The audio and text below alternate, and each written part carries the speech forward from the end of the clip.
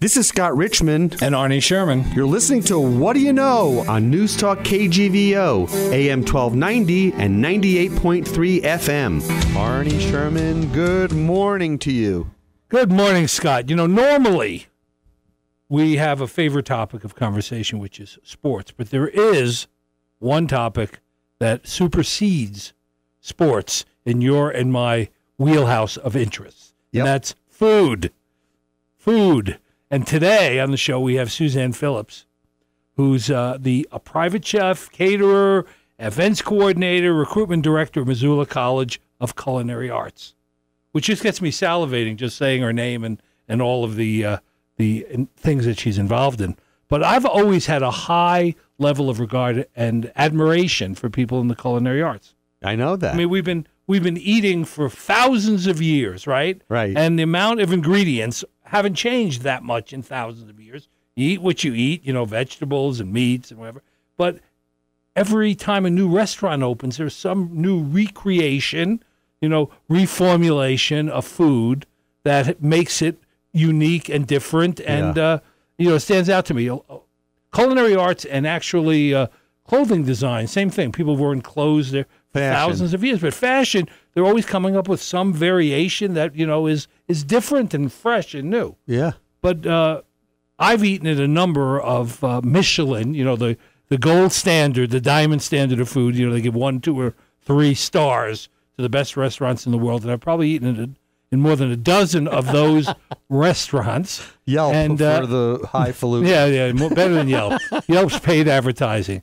These are these creepy little guys that show up unannounced and check everything from, you know, well, not just the food. You know, they drop a fork on the floor and see how long it takes for people to pick it up. You know, they look, you know, they make sure that the glasses are clean. When you order wine, they pour the right amount. I mean, unannounced, they show up. Unannounced. So I've been to a number of those restaurants, and when Suzanne's here, we can maybe chat a little bit about it. But I'm very interested to hear what's going on in the Missoula culinary world and the College of Culinary Arts.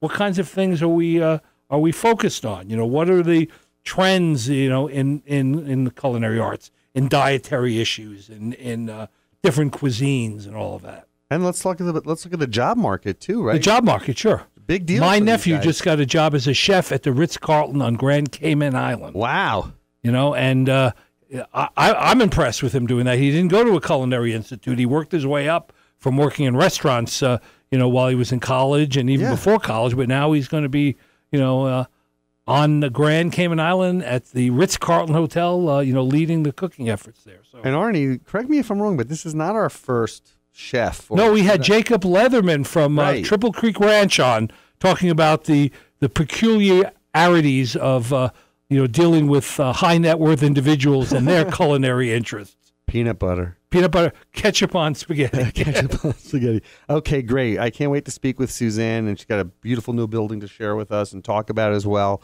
You are listening to What Do You Know, proudly presented by Dawn Maddox, Glacier Sotheby's International Realty. Back after this with Suzanne. Okay, we are back with Suzanne and Arnie. Suzanne and Arnie. Don't leave me out of this conversation. Suzanne, welcome. Thank you. So tell us what you do in the culinary world. I do a lot. I know that, but I want our listeners to know that over as well. The years, it's kind of evolved, but currently I'm the events coordinator for Missoula College as a whole. So I do I book rooms and rentals and all that. I also am the catering director for Missoula College Culinary Arts.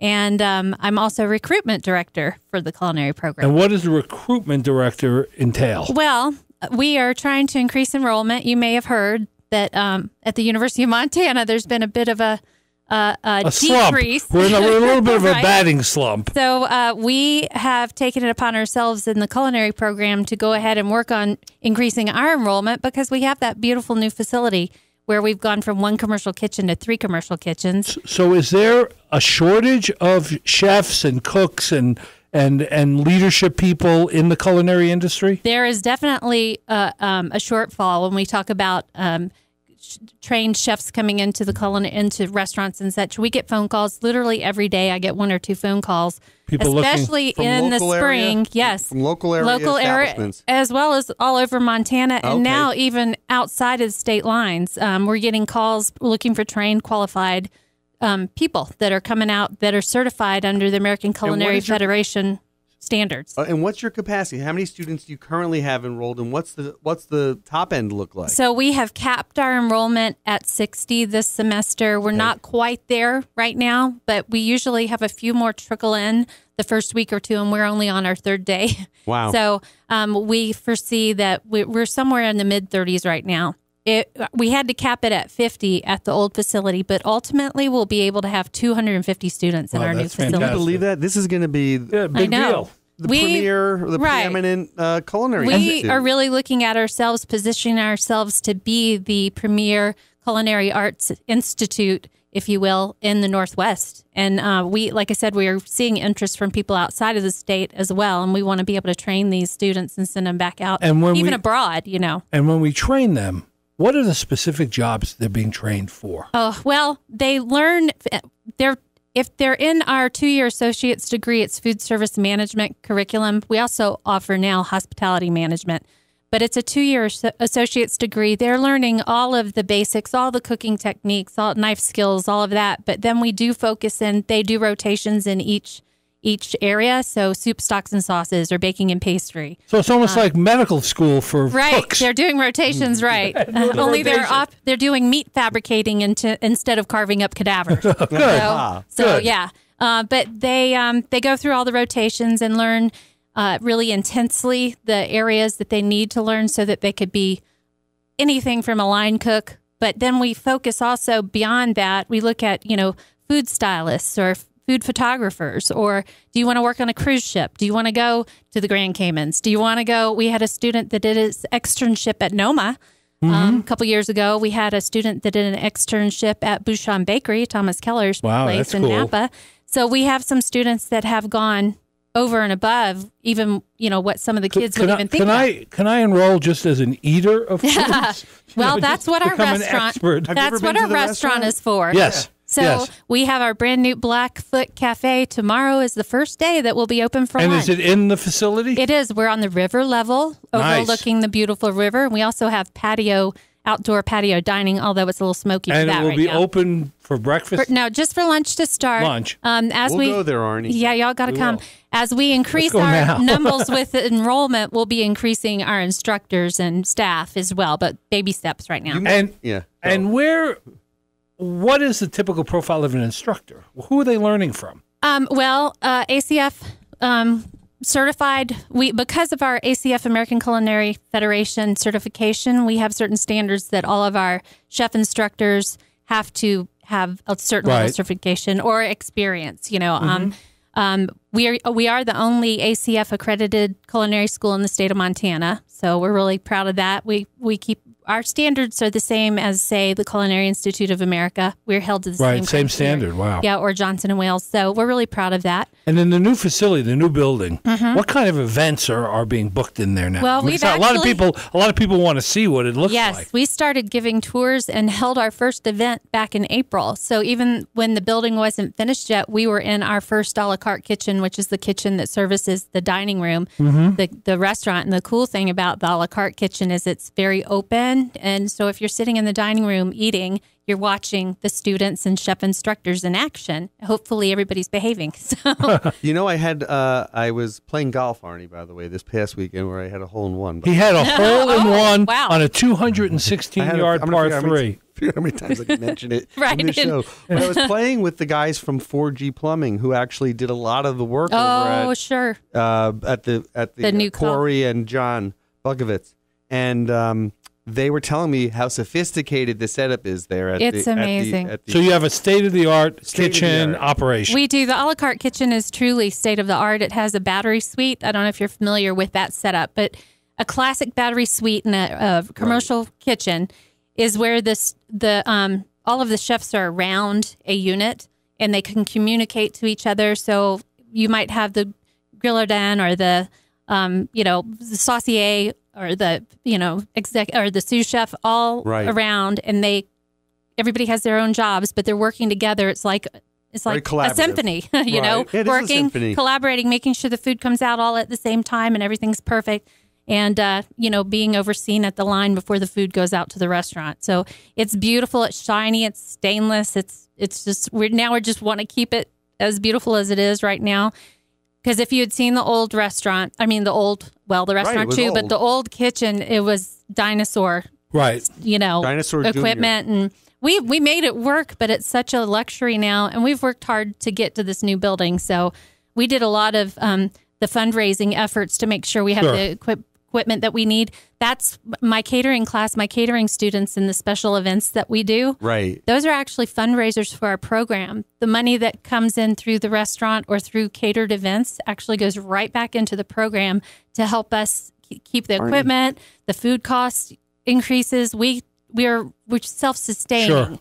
And we're very entrepreneurial in the way we think of things. Well, that's good. So how does the staff that are working full-time, right, stay up with the trends that are happening in the culinary area? I mean, you just think about in the last few years, you got things related to, enhanced foods. Sure. You got sustainable, farm to table, very everywhere. big right now. Mm-hmm. You have the molecular, cellular, agriculture, molecular gastronomy. You have zero waste. Yes. One of the latest things Craig I was reading about. Component of that. How does everybody keep up on that to train students to understand all of it? Well, I think one of the coolest things about being in the culinary world is that it is ever changing. And so we watch what's going on out there at restaurants and those kinds of things. But the key for us in the culinary program is that we're teaching the basic, all of the basic techniques that you need to be able to cook. And then you can do whatever you want to with that. You can go out and do something crazy if you like gastro science. Right. You can certainly do that. But once you have a firm handle on all the basic techniques, roasting or broiling or grilling, all of that, you can cook pretty much anything you want. So we prepare them with the basics and a really solid knowledge of culinary, and then what they choose to do with it. I remember we had a student about 4 years ago who was really interested in the gastro science, and every special project he could do or special topic training he could do, that was his focus. Well, he wound up actually over in Germany at a little bed and breakfast. Is that right? Yeah. What does the profile of the average student look like? Like what's the age? The median age? We are probably one of the most diverse. Really? Because we have a lot of students that maybe had a career and got tired of it, or maybe they had a passion for cooking, but they just didn't think that culinary school was an option. I know for me, I've always loved to cook, but I didn't go to culinary school until 9 years ago. I went through our program. Is that right? Wow. That's right. I didn't know that. Yeah, my degree, actually, my bachelor's degree is in tourism and commercial recreation from the University of South Alabama, Mobile, where my family's from. But I've been here. I could tell there was not a New York or Montana accent. Yeah, exactly. So I, Alabama. I decided, life has ups and downs, and I decided to take the opportunity to do something with my passion. Right. And it's the best thing I ever did. I'll tell you one of the trends in culinary arts that I hate. What's that? Is that more and more restaurants are giving you, if not the exact calorie count, close to the calorie count. And I've gone to restaurants like at lunchtime, and they'll have everything has the calories, and I get so depressed. I'm going to eat like what I wanted to eat at 1,200 or 1,500 calories. The last thing I walk out. Know. It's the last thing I want to know. You're right, Arnie. It does. It's like what's behind the wizard, the curtain. I don't mind them saying that this might be a healthy choice, right? Right, but to tell me, that the orange chicken's 1,100 calories is kind of a downer for me. At that point, you go for the mushu. I know if I'm going to do one of these, special 14-course chef's tasting dinners, I don't want to. No, you don't. I might not eat the day before or the day after, but I'm going to enjoy every bite. So there's a complete, fixation to me on reality TV with all these chef shows. Sure. I can't stay on top of them, but I have nieces and nephews who, for example, might not know who Paul Newman is, but they know who Anthony Bourdain is, right? Right. And they have their favorite chefs, and they watch the shows and all of that. And even to the extent there were recently a year or two ago there was a movie called Burnt with Bradley Cooper about a Michelin, trying to get that last Michelin star. Yeah. How real is that? I would say that's in a lot of cases very realistic, and because it's like a pressure cooker in the kitchen of that sort of restaurant. We have our last semester of culinary school is called Capstone. And it's actually where the students are going to be learning the business side of food. They'll learn how to write a business plan, financial plan. They learn how to do a resume and do an interview, sort of the real life application. I remember, we also teach purchasing and cost control. So they have a good business mind when they go into it. The difference between somebody who knows all that and somebody that just wants to own a restaurant because they think it's going to be fun. Right. We know that the failure rate in the restaurant world is. What is the placement rate, by the way? We have 99% placement in our program. 99% placement, better than going to the engineering school. Yes, most of our students are working where they're going to be working when they leave. Is that right? Yeah. Let's do a quick ID. Our guest is Suzanne Phillips. She is the recruitment director, events coordinator. Everything. She does. She's everything. The Jacqueline of all trades over at the culinary school at the new building on Broadway. In that movie Burnt. Yes. We were talking about that. It was like General Patton was running the kitchen, while people are sitting out listening to violin music and, being treated, to a very nice restaurant experience. The kitchen is being run like it was the belly of a slave ship. Is that right? Well, I started to say that one of the things that we show the students is a little documentary on how the Michelin star process is, how it goes, and how competitive it is, and how chefs have been known to kill themselves. Oh yeah, if they lose a star. Well, in this one, the guy became an drug addict. Yeah. I mean, it is that competitive in that industry, and you're constantly being criticized if you're not coming up with something new. Right. They have this one great in the movie, and Suzanne said it's sort of realistic. They're poo-pooing this guy because, you have a new restaurant and a lot of people like it, but it doesn't have anything that you weren't doing 2 years ago, so why would you go there? Right. It's just so tough and so competitive and so absolutely crazy. Yeah. Well, and I think trends are interesting. We were talking about that, and it is fun to watch. But as I mentioned, if you know what you're doing and you're a good chef and your food tastes good and you've got a solid operation, that says a lot too. Sure, there's some places, for example, Canlis in Seattle or Le Bernardin in New York, which is one of my favorites. You go there because you know what you're going to get, right? And they may tinker with it, but you're basically going to get great seafood dishes at a seafood restaurant or great beef dishes at a beef place. Right. And it really doesn't it doesn't change that much. So have you been to Alinea in Chicago? Yes. I haven't been there because I couldn't get in. Right. But I've been to a number of other Chicago restaurants when I was there. If you want to talk to him about food, I lived in Chicago back in the 80s when sort of gourmet restaurants just started to emerge there, and there was a guy named Gordon Ramsay. No, not Gordon. There's a guy named, but anyway, he opened a restaurant. He had 3 restaurants named after his first name, his middle name, and his last name. And Alexander's was one of the hot, trend. Was one of the first restaurants that you were going to because you knew who the chef was and who the owner was. Now you got people like Jeff Ruby in Cincinnati and, Tom Keller, who not only has Bouchon out in the West Coast, but he has Bouchon in New York City. I mean, they're all over the place. Right. They're all in Vegas now, too. Yes, They've are. all opened a signature restaurant. Well, let me ask you a question. Do you ever see a personality come through the turnstiles there at the culinary school? You say, this person, this gal, or this guy has it. Yes. Has something. Definitely. Examples of that are a few, like the student that went to Bouchon Bakery, the student went to Germany. Right. It's taking your basic knowledge. You have to have passion. One of the first things we tell our students is Food Network is great, fun, but that's not real life for sure. Right.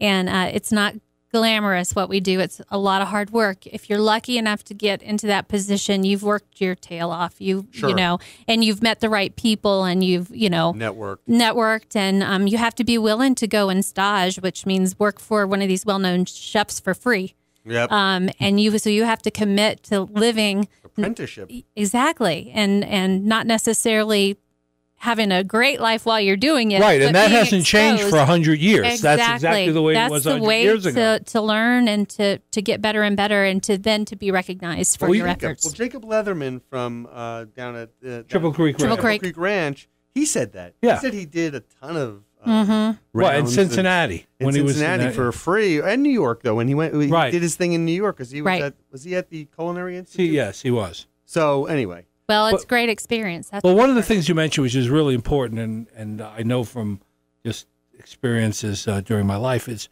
on the management and portion control, waste control, all of that. Could kill a restaurant no matter how good the food is. Exactly. I remember once when I was looking into Ben & Jerry's franchises from Montana and some other places, the franchise cost wasn't very much, but they made you buy the ice cream from them, and it came out to about 50 cents a scoop. And if you were giving away a lot of ice cream, it wouldn't be too long till you priced yourself right out of business. And you look at the food and you consider that cost, but then you look at the overhead and and you look at how much staff you need, and how much is the power going to cost, and and that you're open in most cases 6 days a week, and some places 7 days a week, especially on holidays. Right, and you have to get from the dishwashers all the way up to the parking lot attendant. Arnie, nice little factoid about Suzanne. I thought you might like to know, and I don't know that you know this or not. But I probably do know who her husband is. We talk about farm to table. Right. Okay, her husband is one of our former guests, Gavin Porter. Right, I know. She mentioned that before. She did, okay, yeah, good. So I know. That's right.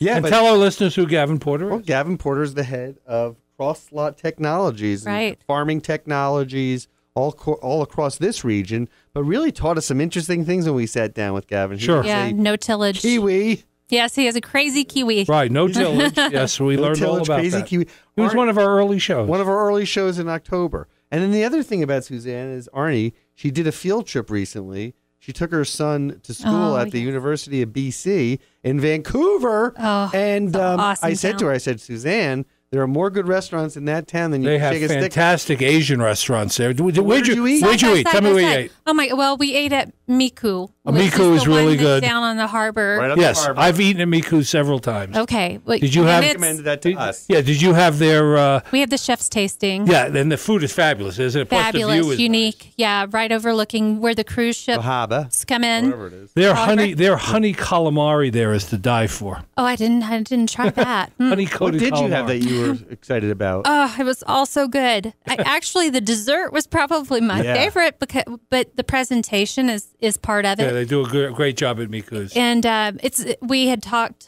and I had talked a little bit about those multi-tastings earlier, and it's just the thought of all of it, the atmosphere, the smell of the restaurant, the music being played. And it's there's a lot of tables here. Yes, it's not a and small it's very restaurant. chic. It's really, it's a cool place. Really chic and a great one. And where else did you eat?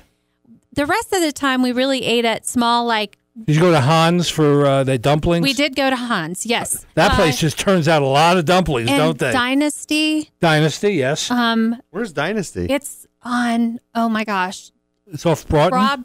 Robeson or Denson. I'm learning my way. Did you end up going to the Jam Cafe? We did not make it to the Jam Cafe. I know. No. Well, we just didn't have time. My son is a freshman in college this year. He actually starts college classes tomorrow. And because he's going to college in BC, he's considered an international student, right? So they have this long orientation for international students that lasts 10 days. So that's a long orientation. Mom had to go up there with him and make sure that he was well prepared and taken care of. And how many Americans were among the students? There were some. Right, but mostly Asian. Yeah. I know. They love Vancouver. There, by the way? Did you drive? We drove. Yeah, it's only a 10-hour drive. Yeah, we just skirted Seattle, north of Seattle. You took 5, right, all the way up and then crossed. No, but she moved. She ended up at Everett. You didn't go Bellingham. Yes. Well, no, we went. No, they went Bellingham, but she missed all of Seattle. Yeah, yes, took the exactly. loop around. Took the loop. And it really wasn't that bad. Excuse me. That's okay. 10 hours is not that bad No. in a car. I've done a lot longer than that growing up as a kid. Isn't it nice that it's that close? It is. It is close, by the way. The funny thing was, though, because he has to have a study permit as an American to go over there. Right. And we got stopped at customs, and we had to get out of the car, go inside, and they show, why are you going there? What are you studying? How long are you going to be here? And so then they make you go wait, and it's kind of like intimidating. It's They like, check you out. They want to make sure. yeah, they're you were checking you out. enrolled. Yeah, and so it took about 10 to 15 minutes. We stood there waiting, and then the lady called us back over, and he has this really cool study permit now in his passport. That's neat. Excellent. And Vancouver's become a really good foodie city. Yes, I was impressed, not just with the food, but with the atmosphere. It's a great town. It's clean. The people are friendly, and it Just was really expensive. easy to get. Well, I don't know. Compared with our prices right now, Yeah, well, I think the exchange rate is really good right now. And well, it was a little bit better. It was 135. It's now down to 124 in the last couple of months. It's actually the worst it's been since Marty does 2015. a lot of business up there. I go up there. I go up there a okay. lot. So let me ask you another piece. As you're training students, are there fads that you just say we're going to withstand that and go away? Like all of a sudden out of nowhere. I mean, I've been around on this planet a long time. I never ate kale till a few years ago, and all of a sudden every restaurant has kale on their menu, and I'm just waiting till it's gone. Superfood, and then something else comes in. And, I love and kale. Well, replace it. have you read the new book Lentil Underground? Have you heard about that book? No, I have What's not. that about? It's talking about the wave of the future and the crops that are really sustainable. And there's the gal who wrote it is from University of Montana. And every student, every freshman student, it's required reading for freshmen this year. I have a copy I'm reading right now. So far, so good, but very intriguing. Also, we hear a lot about garbanzo beans. Yeah. I've had those. They're super sustainable and easy crop to grow. Well, the other thing is, we have a place in Montana, as you probably know, called Cowboy Cricket Farms, and they're producing cricket powder and cricket cookies. and cricket cookies. They're called chocolate chirp. Chocolate chirp. Oh, that's nice. And the cricket powder sells for $43 a pound. It's very high protein. and it gets High mixed protein. in pancakes and Right. cookies and breads and all Supposedly, it doesn't taste bad, but I haven't tasted it. But that. No. it's Plain an old intriguing buckwheat. idea. Yeah. I thought you said you'd like plain old crickets. You don't need it powder. Let's do a quick No. ID. Our guest is Suzanne Phillips from the School of Culinary Arts over at the University of Montana, Missoula College. New building on Broadway. New Gorgeous building. facility. Hold on. 1205 West Broadway. What's that? Okay. And we are 12 proudly presented by Don Maddox Glacier Sotheby's International Realty. Arnie. So, is there a restaurant experience you've had that really stands out? That you went somewhere and you said, I didn't expect this, or this is more than I could imagine? Yes, I have. I have a lot of specific food instances, I should say, or experiences that when I think back in life, some of my earliest memories of really fabulous experiences involve food. And I actually took Mine too. I took Me too. a food writing class through our culinary program. We had a special class a few years ago, and I took the class because I like to write too. And it was really interesting to think of a topic. And to me, I grew up in Williamsburg, Virginia, and my dad's an architect. He worked for Culinary Williamsburg, and every Friday night we would go to the Williamsburg Inn. I've been to the Williamsburg Inn. And eat in the Regency dining room. I know the Regency dining room. My dad designed that dining Oh, room. that's fantastic. Yeah, and Williamsburg is a great planned little historic town. yeah, it's the largest living museum. Yeah. But anyway, I grew up right on Duke of Gloucester Street and lived in one of those old 17th century homes. Anyway, my dad and I had Chateaubriand for two. Every time we went to dinner, every Friday night, we sat in the same table and watched the jazz combo come up on the elevator lift through the dance floor. And we would sit there and have I always made him get the Chateaubriand for two. He probably was so tired of it. But he was a trooper. And then Cherry's Jubilee for dessert. Which is amazing. Yeah. But those experiences become touchstones of your life. They do. I mean, they're a certain important piece. They are. And That's a right. piece of the puzzle. I'll tell you one funny story. So one of those touchstone restaurants for me happens to be Katz's Deli in New York City, right? Oh, yeah. It's been in the I've same been there. location since 1896. Yeah.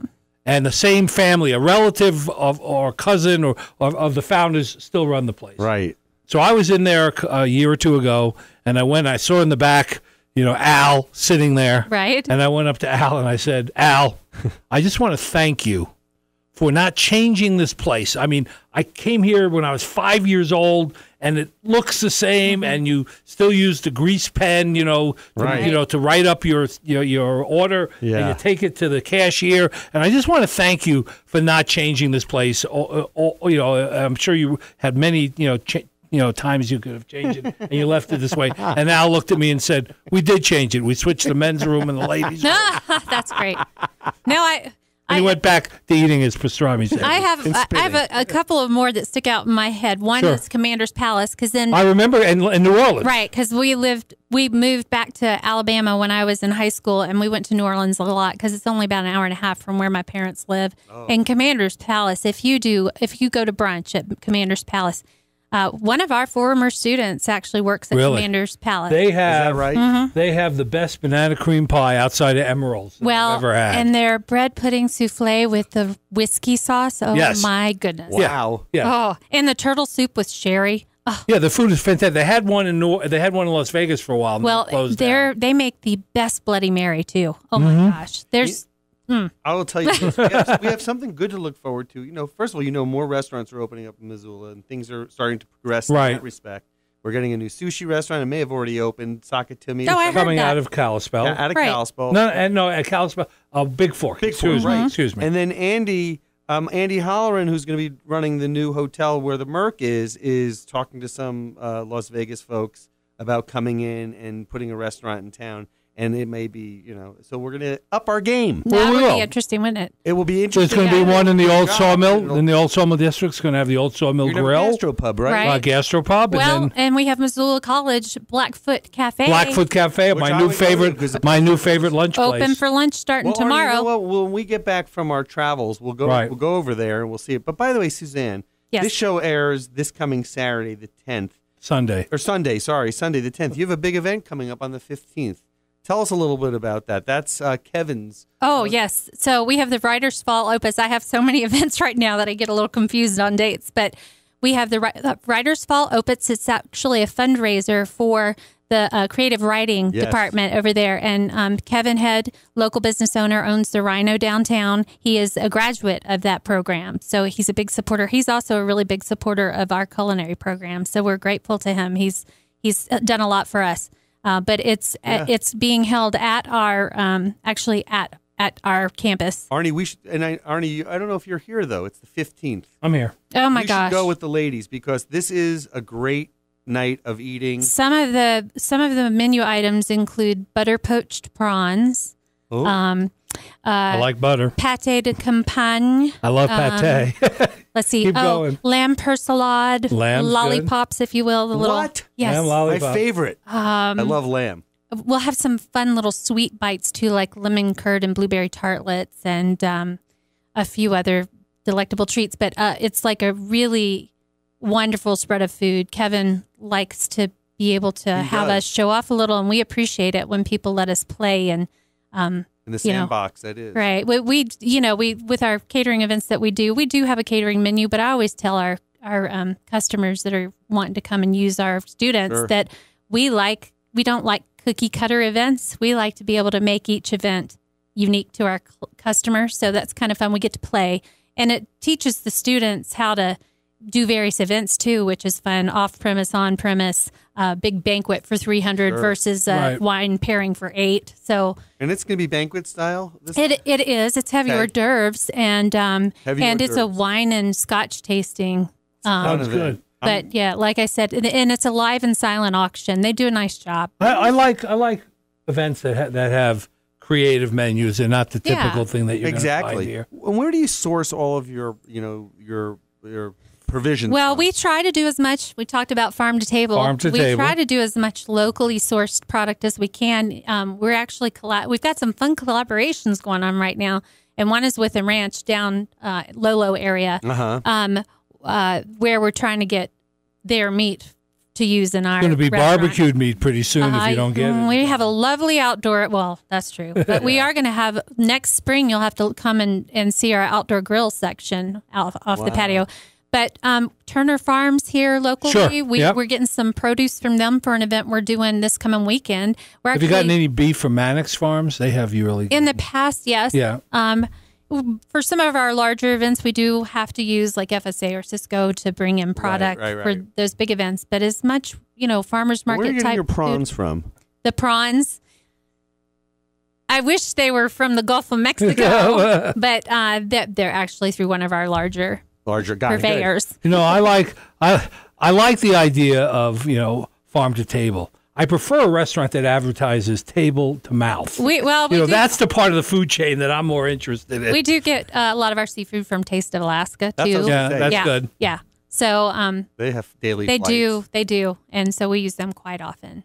So have you we mentioned a few restaurants. Has there been a surprising dish or a surprising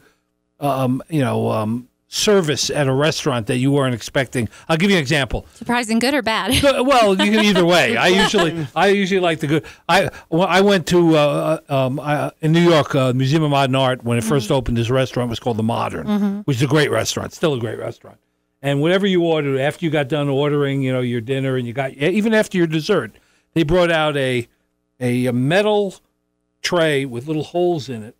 And they had mini ice cream cones. Oh, yes. With all different flavors of ice creams. Oh, my gosh. And they bring them up to you and let you pick the ones you want. Is that Can you have them all? Well, you can have more than one. Like you can have more, They cool. saw how many I was grabbing and left my table immediately. I thought it was like one of those Argentinian restaurants where you could eat until you put up the red card and make them stop. Right. But that was a surprising thing. That was surprising to you, right? Yes. Let me ask you a question in your travels. What's the place that you've enjoyed the most food-wise? Because you've traveled a lot. You've been to over 110 countries. Yeah. It depends. I mean, there are cities where there are no bad meals. Right. Right. I mean, there's places in Italy. Vegas. I was in Italy and we were visiting a small town and we were there at the wrong time and there was not a single restaurant opened. And everybody was starving. And so we're driving around looking for a place to eat and we see literally an old-fashioned truck stop. It wasn't a modern. It wasn't like Ole's or any of that where you could get a good corn dog. Right. This was a thatched roof kind of rundown truck stop, except there were like 100 cars there. Wow. So you know something's up. Either it's the only place to get food and we're going to go there, or it's really good. And we walked in the door, and there was a sign in Italian that said, like, all you could eat for €7 or something. Wow. And there were 3 grandmas with hairnets on in this kitchen with these big cauldrons, and they were making pastas and raviolis. And she sat down at these long wooden tables, and they kept bringing bowl after bowl of different things out. Family style dinner. Yeah, steak. I mean, they just kept bringing food out until you didn't want to eat anymore. I mean, it never stopped. That must have been incredible. It was just one of it because you didn't expect it, right? And the quality was fantastic. Right. Where was this, in Italy? This was in a small town on the Italian coast. It wasn't in Amalfi. It was on the other. It was on the other side, eastern. No, it was on the eastern side. Oh. It was a small little. It was a truck stop along the road. I probably couldn't even find it again. Really? But it was one of those kind of experiences. Right. Well, give me your experience. Well, yes, when you were talking about Italy, my husband and I went to Amalfi Coast last summer. Loved it. We stayed at this wonderful little villa, family owned. So it was like the uncle and the his wife was this, and the niece was did this, and it was all family run. It was called the Fico d'India in Ferrara, Italy.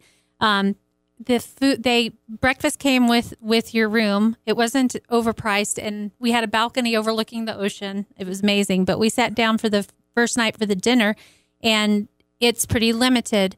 But you come out with the whole fish, and it's all caught right down there. It comes in on a little fishing boat, right? And it's fresh. They caught it that day. So that stands out in my mind as a more recent wow factor because it's basic, but yet what they're doing with it, and it's family run. Well, I was in, and so you're friends by the end of the Napoli. 4 or 5 days that you've stayed there. You feel like family. Because we that. We can stay in Italy a long time talking about food, but one other quick story in Naples. And I do what I do in a lot of places where you don't know where. I asked the taxi driver, where would you have dinner tonight? And this taxi driver walked over to another. This is at a taxi stand, and they're all conferring for about 3 or 4 minutes. And they're either deciding to take you to a rip-off place, or they're really trying to decide among them. And so get in a car. We drive on the railroad tracks, right on the tracks, down to the harbor. And there's this restaurant, and he goes and knocks on the door, and the guy opens the door, and he says, I have some Americans here that would like to have dinner. And they said, we're closed.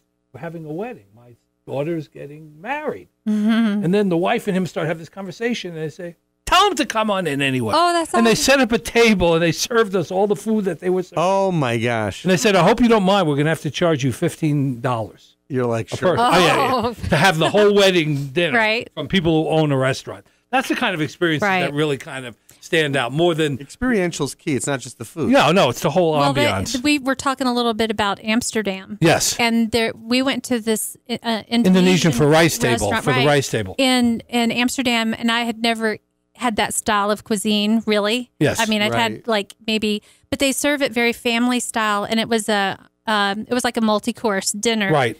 And then they have this celebration dessert cake with sparklers, and it was just, and they're all wearing their normal Right. Indonesian clothing, and they're all speaking, Right. but they're very accommodating. And Well, it was what's so just- amazing about all of this conversation really is we're taking the same basic food groups. I mean, Right. you just have a certain limited array of Right. stuff, and you go to different places, and it's a whole different experience. Eating. And I think food, is obviously universal language, right? Right. Chef Campbell, our director, he always says that you go to, if you're chef, you're professional, you go anywhere in the world and you have your chef's jacket, you could walk into a professional kitchen and talk to the chef Right. and speak the same language and gain the same amount, have the same respect for each other because you know how hard you work and how disciplined you have to be for the most part. Sure.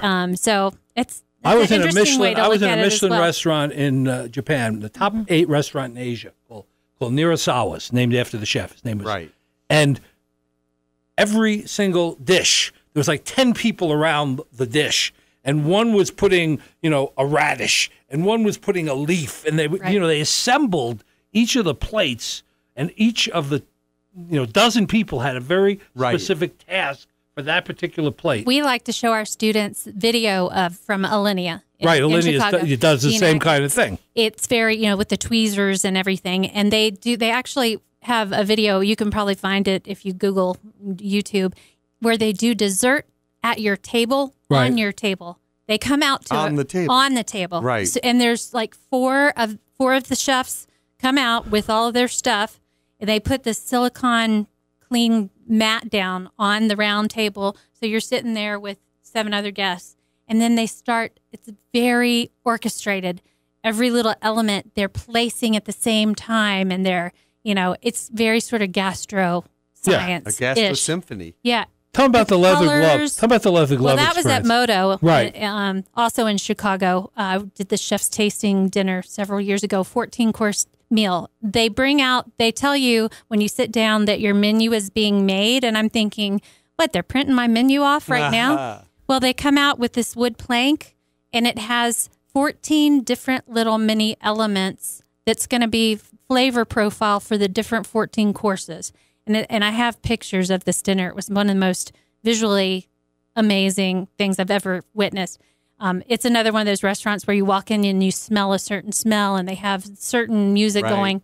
Anyway, one of the courses was a glass globe that they brought out, and it had smoke inside it, and it had a leather glove inside it, and they lift it, and you smell the smoke, you smell the leather, and and visually, just watching it, they take it off, and underneath was a chocolate wafer shaped like a hand.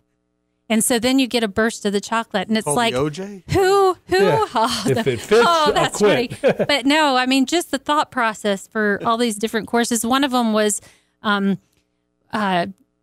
like Forest Wonderland or something, and the whole little thing was presented on a log that had been obviously sterilized and cleaned and everything, but it was like wild mushrooms and wild boar ragu and Really? Yes. It was the craziest thing. Let me ask you a question. We're up against a break, but let me ask you both a question. What's your favorite movie or film that really features food and cooking in a way that's very appetizing to you? And that Well, I do like the Trip series with Steve Coogan, where they do the trip to Italy, the trip to the UK, and they have a new one out that's playing right now at the Roxy called the Trip to Spain. And it's a story, but they're going around as food critics, and they're going to all these different restaurants, and while they're talking and doing their repartee at the table, they have flash shots into the kitchen of everybody cooking and making it, and then they're eating it and enjoying it. That's one of my favorite. I like the 100-Foot Journey. The 100-Foot Journey is good. And that was out 2 or 3 years ago. There's an old kitschy movie, probably early 80s, called Who's Killing the Great Chefs of Europe? Yes. Yeah. And it's very kitschy. It's really funny. But these chefs wind up dead in the manner that the dish that they're known for was cooked, like pressed duck, or whatever. So that's a pretty cool one. Ratatouille. The two others, the one with Stanley Tucci. The big dinner, I know. where the big cook a big Italian meal. That's a really good one. And of course, any of the food eating scenes in The Godfather are perfect for me. Godfather, I think, did a lot for Italian food sales. Well, as you remember watching Sopranos, almost every episode they're having some kind of meal somewhere, right? Man of God. Well, Kathy tries using the word manigot, or she tries to sound Italian, or that's my wife. Like, no, Kathy, it's manicotti. I know that you know it. Ragu. Mine is actually Eat, Drink, I like that. That's a good one too. Well, there are a lot of movies that focus, on food, and I think the best one, and the one that's most interesting, is Jiro Loves Sushi, about the family and the guy who's been the sushi chef for 60 years. Their training is incredible. Oh, unbelievable! It's intense. Yeah. There's a lot of lessons to be learned with that film. Look, we're up to a break. Our guest is Suzanne Phillips from the Culinary Institute or School over at the University of Montana, Missoula College of Culinary Arts. Too many M's in there. And suffice it to say, she also is the Mac Daddy of catering there, too. And by the way, I do want to mention that for any of our listeners, can go to this station's website, Newstalk KGVO, click on Seize the Deal, and you could potentially buy either a certificate to the new restaurant that just opened up, right? We open tomorrow at 11 o'clock. Tomorrow, okay. 11 to 1. It'll be open by the time this airs. By the time this airs, it'll be open. Or they're also doing a catering offer as well. So there's lots to be interacted with respect to the university and the Culinary Institute on this website. We'll be back after this with our final moments with Suzanne Phillips. Okay, we are back with Suzanne. Suzanne, how do we get a hold of you? I mean, you wear a lot of chef caps here. Right. But if we want to get a hold of you for, a student that's interested in going, or a catering service, or for an event, what's the best way to track you down? Well, my email address is Suzanne, SUZANNE.Phillips, PHILLIPS, at UMontana, spelled out, umontana.edu. Right. Our phone number at the restaurant is 243-7815. And if someone doesn't answer, if you leave a message, one of us will get back to you as soon as we can. I am there every day. If you want to come and take a look at the school, tour our facility, come see our restaurant, come tour our kitchens, come tour the whole facility. I've been given a lot of tours. That's great. And by the way, what kind of lunch menu can we expect there? We're starting out with a limited menu, salads, soups, and sandwiches. Good. We've got a banh mi. We've got... we always have French onion soup. We make wonderful French onion soup. I like that. We're also going to have cream of tomato soup, vegetable soup, and a clam chowder using fresh clams. I like clams. White or red?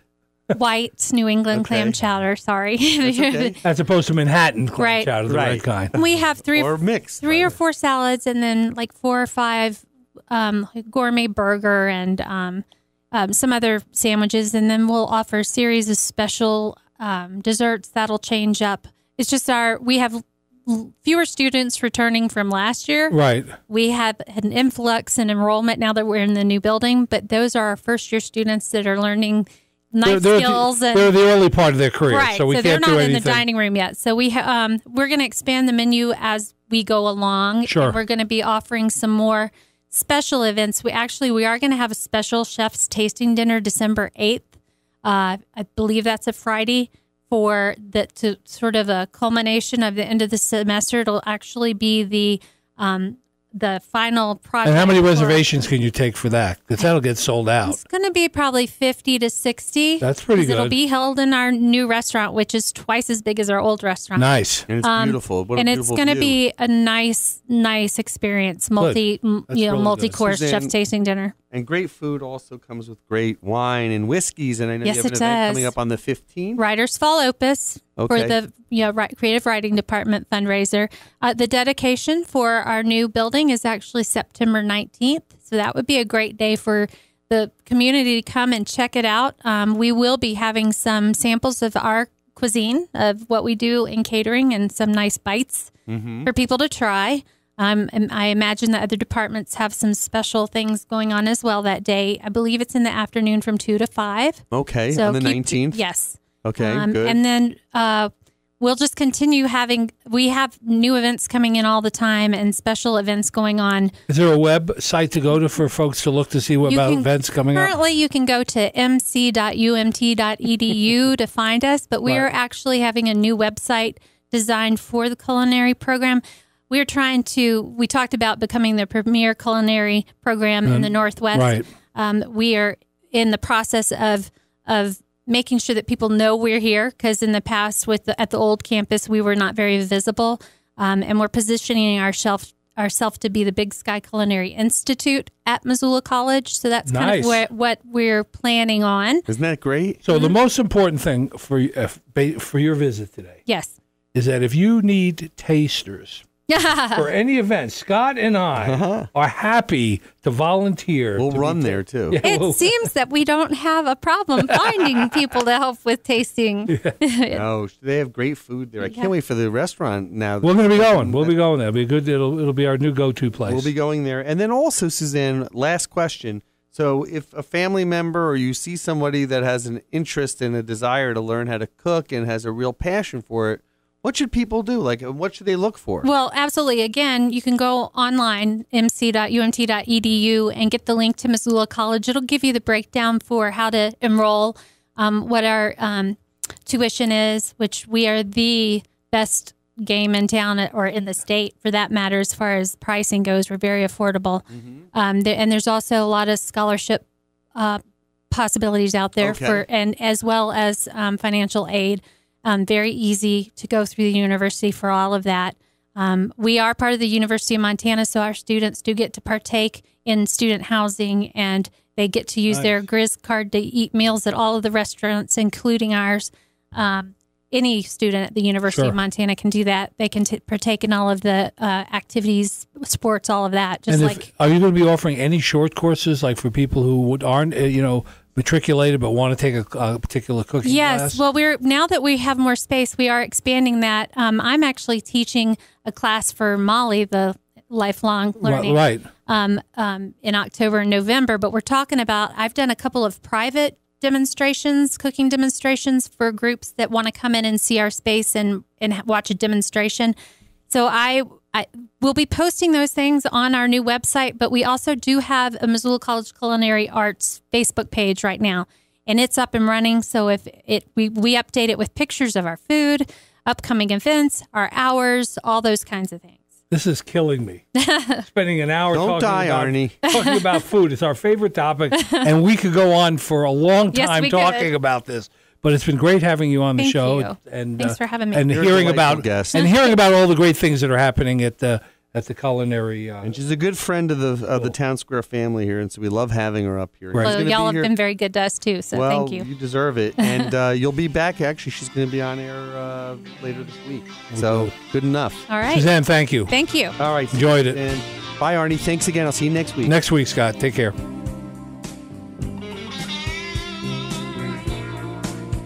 Thank you for listening to What Do You Know? I can't wait for the next show, Scott. I'm excited too, Arnie. If you'd like to suggest a guest, send me an email at scottrichmond@townsquaremedia.com. We'll see you next week. And thanks for listening to Newstalk KGVO, AM 1290, 1015 FM, and newstalkkgvo.com.